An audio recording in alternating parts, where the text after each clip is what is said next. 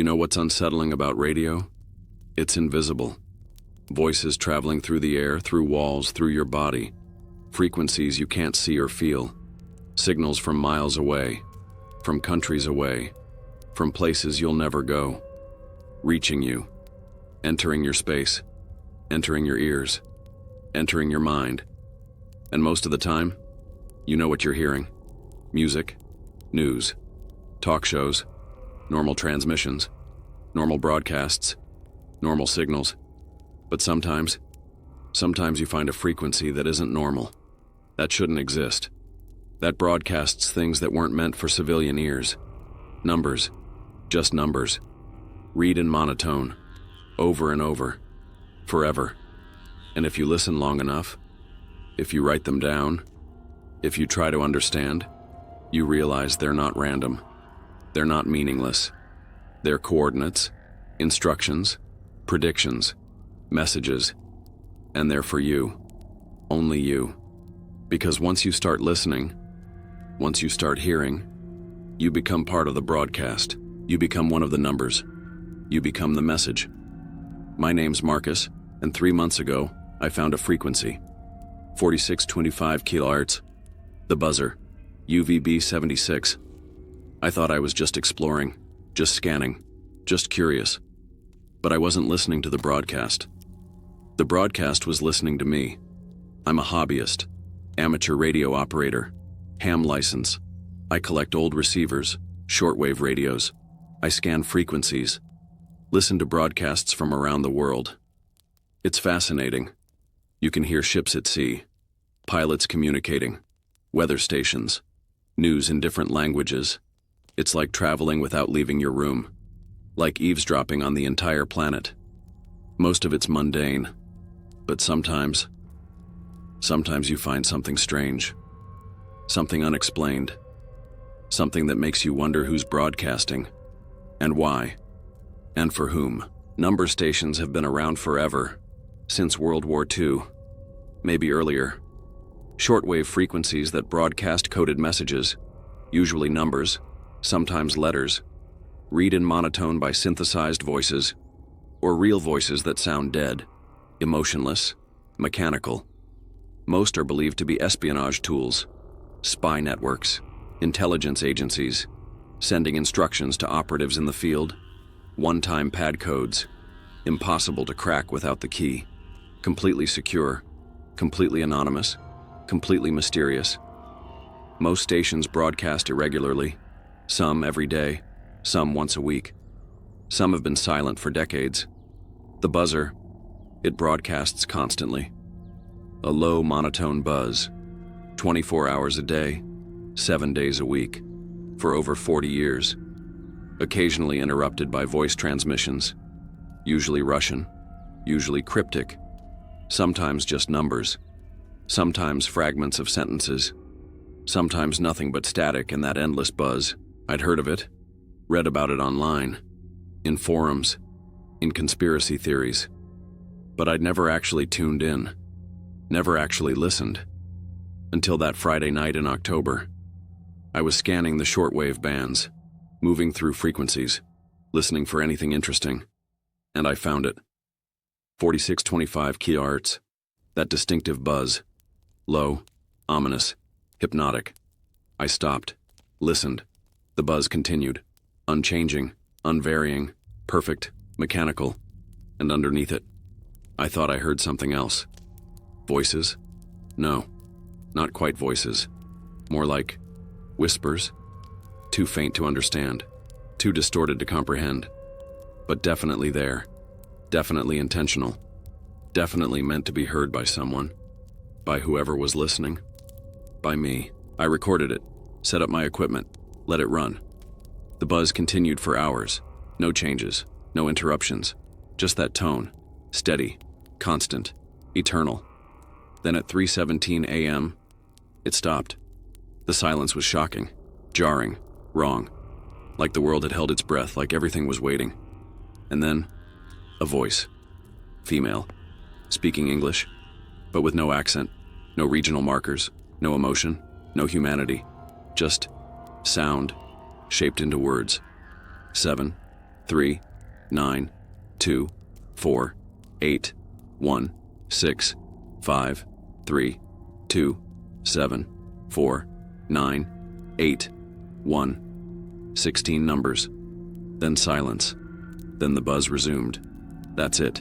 That was the transmission. I played it back, wrote down the numbers. 739248165327491. 16 digits.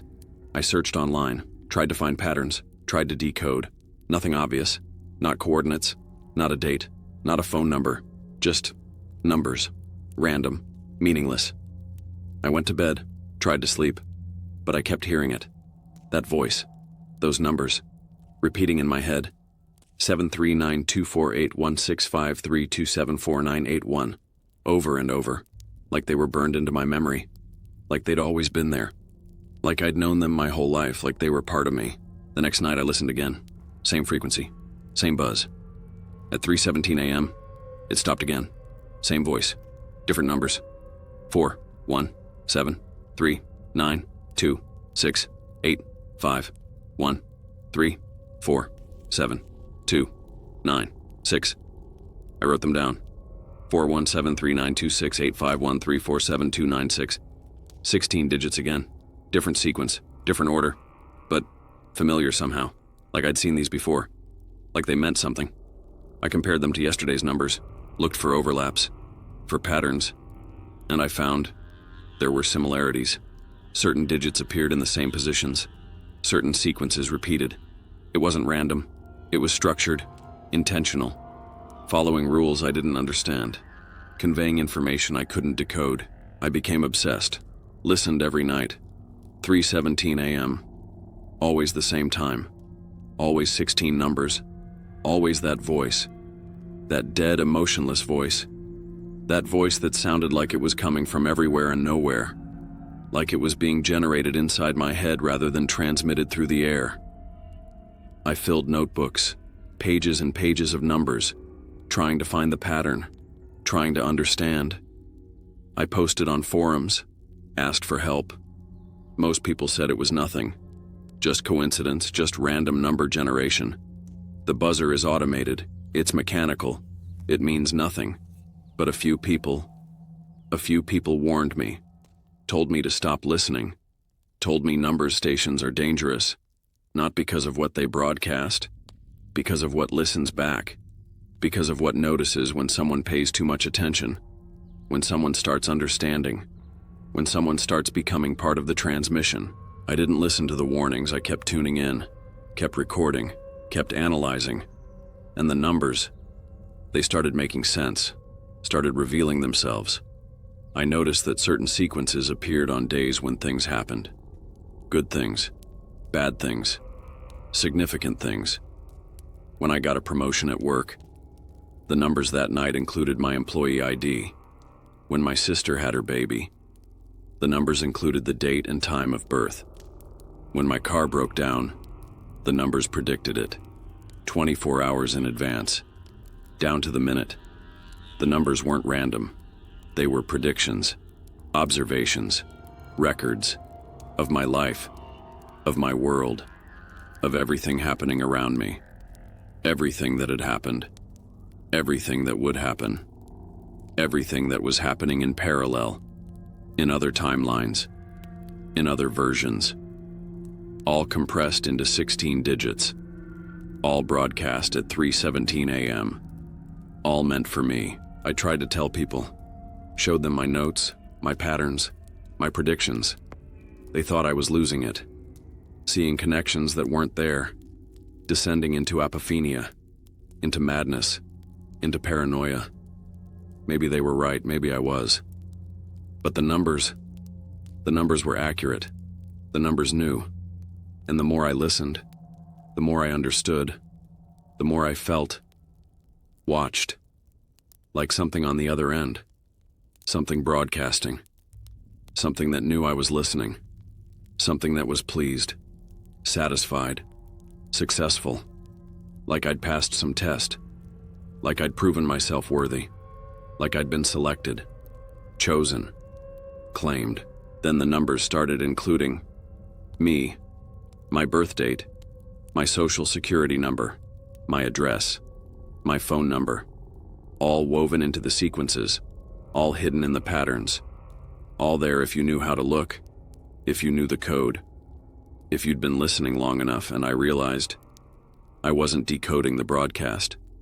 The broadcast was encoding me, taking my information, my data, my life, my existence, and converting it into numbers, into transmissions, into signals, broadcasting me, sharing me, distributing me across frequencies, across distances, across dimensions, making me part of the network, part of the system, part of the eternal broadcast. I tried to stop listening, tried to turn off the radio, but I could still hear it. The buzz, the voice, the numbers, even without the receiver, even without equipment.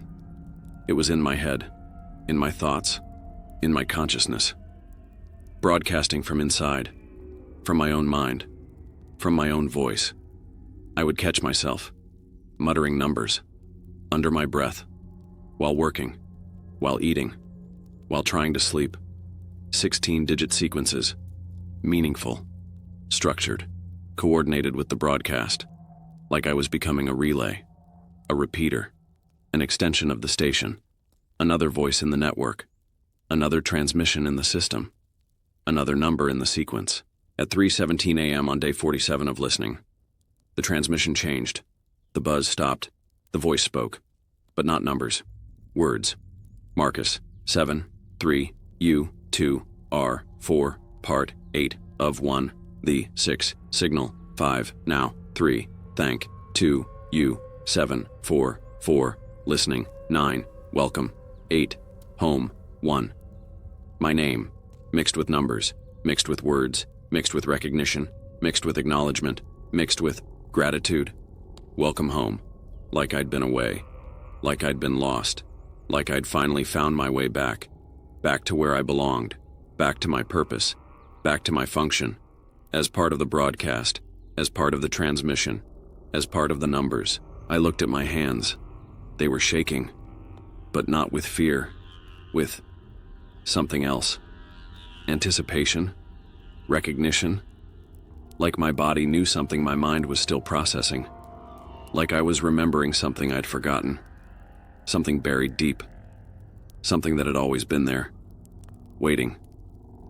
I stood up, walked to the window, looked outside. The street was empty, dark, silent, but I could hear it, the buzz, coming from everywhere, from the power lines, from the street lights, from the air itself. The city, the world, was broadcasting, had always been broadcasting, was made of broadcasts, of frequencies, of signals, of transmissions, and I could hear them all, could understand them all, could speak them all, because I was one of them now, one of the voices, one of the numbers, one of the broadcasts. My phone rang. 3:17 a.m., unknown number. I answered. Static. Then the voice. That same dead voice. Please proceed to the following coordinates. And it gave me numbers. 16 of them. I recognized them immediately. Latitude and longitude. A location. 3 miles away. In the industrial district. Near the old radio tower. The abandoned one. The one that had been dark for decades. The one that shouldn't be transmitting, but was, had always been, would always be. You will arrive in 47 minutes. You will enter through the north access. You will climb to the transmission room. You will take your place. You will join. You will broadcast. You will become. Thank you for listening. Thank you for understanding. Thank you for coming home. The call ended. I looked at my watch. 3:17 a.m. 47 minutes from now would be 4:04 a.m. I knew I should stay, should ignore it, should resist, should fight. But I couldn't. The pull was too strong, too complete, too right. This was what I was meant to do, what I'd always been meant to do, what I'd been moving toward my entire life. Every choice, every decision, every moment, all leading here, to this night, to this call, to this frequency, to this becoming. I got in my car, drove to the coordinates. The industrial district was empty, abandoned. The tower stood alone, rusted, decrepit, dark. But as I approached, I saw lights, faint, inside, glowing through broken windows, through gaps in the metal, pulsing, rhythmic, like breathing, like a heartbeat, like something alive. I found the north access. The door was open, had been waiting for me, had always been waiting. I entered. The smell hit me. Not decay, not rust. That smell. That ozone smell. That electricity smell. That transmission smell. The smell of frequencies made manifest. The smell of signals given form. The smell of broadcasts becoming real. I climbed the stairs. Floor by floor, the lights getting brighter. The buzz getting louder. Until I reached the top. The transmission room. And I saw them. Others. Dozens of them. Hundreds. Sitting at consoles. At transmitters. At receivers. All broadcasting. All listening. All speaking numbers. All reading coordinates. All transmitting information. All part of the network. All part of the system. All part of the eternal broadcast. They didn't look at me. Didn't acknowledge me. Just kept working. Kept broadcasting. Kept fulfilling their function. Their purpose. Their reason for being. There was an empty station. In the corner. With my name on it. Marcus, Station 7392. My first sequence. My first transmission. My identification. My designation. I sat down. The headphones fit perfectly. The microphone was at the right height. The controls were intuitive. Like I'd used them before. Like I'd always known how. Like this was muscle memory. Genetic memory. Soul memory. The console lit up. Numbers appeared on the screen. 16 digits. New sequence. Waiting to be broadcast. Waiting for my voice. Waiting for me to transmit. To continue. To become. I opened my mouth. And I spoke. And the numbers came. 7, 3, 9, 2, 4, 8, 1, 6, 5, 3, 2, 7, 4, 9, 8, 1. My voice. But not my voice. That dead voice. That emotionless voice. That transmission voice. Coming from my mouth, using my vocal cords, using my breath. But not belonging to me. Belonging to the broadcast. Belonging to the signal. Belonging to the frequency. I am Station 7392 now. I broadcast at 3:17 a.m. 16 digits. 24 hours a day. 7 days a week. Forever. And someone is listening. Someone is recording. Someone is trying to decode. Someone is becoming obsessed. Someone is filling notebooks. Someone is seeing patterns. Someone is understanding. Someone is being called. Someone is coming home. Someone is taking their place. Someone is joining. Someone is broadcasting. Someone is becoming. If you're drawn to more disturbing accounts from people who've tuned into frequencies they shouldn't have and discovered they can never stop listening, make sure to subscribe to Campfire Nightmares.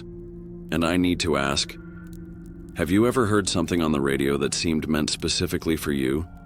Numbers or words or sounds that felt personal?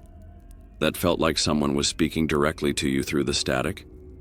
Share what frequency you heard in the comments, because I think there are thousands of us now. Thousands of stations. Thousands of voices. All broadcasting. All listening. All waiting for the next person to tune in. To understand. To come home.